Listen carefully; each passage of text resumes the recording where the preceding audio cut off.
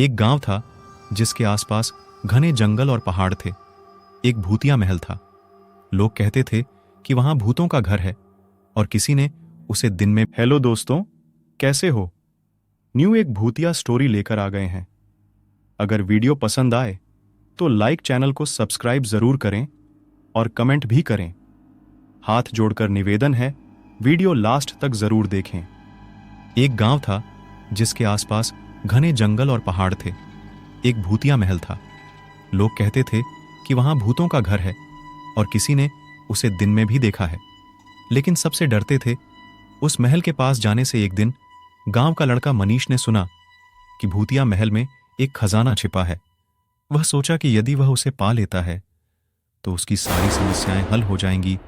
मनीष ने दोस्तों को भी इस खोज में शामिल करने के लिए कहा। उनके दोस्त भी उसके साथ थे, लेकिन सभी डरे हुए थे। महल के पास पहुंचकर वे देखा कि वहां कोई नहीं था, लेकिन महल का दृश्य डरावना था। वे दरवाजे की ओर बढ़े, लेकिन दरवाजा अपने आप ही खुल गया।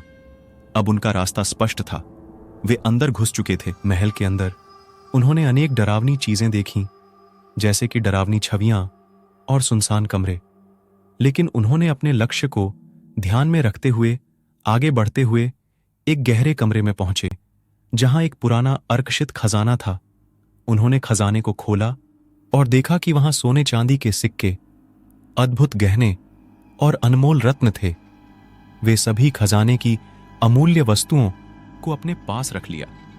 लेकिन जैसे ही वे खजाने को हाथ में लिया, महल की दीवारों से भयानक आवाजें आने लगीं। डर के मारे वे भागने की कोशिश करने लगे, लेकिन खजाने के पीछे एक गहरा गड्ढा था जिसमें वे गिर गए।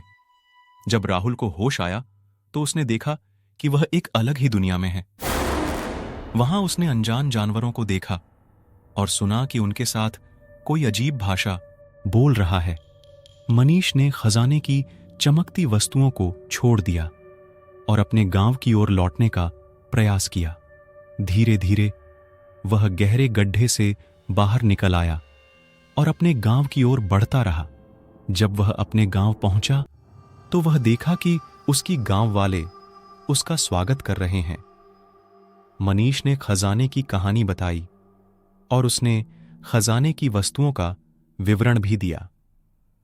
उसकी कहानी सुनकर गांव वाले बहुत आश्चर्यचकित थे और वह उसे गांव का हीरो घोषित कर दिया। इस घटना के बाद से भूतिया महल में किसी ने खजाने की खोज नहीं की, क्योंकि सबको डर था कि उनकी तरह वे भी उसी दुनिया में फंस जाएंगे जहां मनीष फंसा था।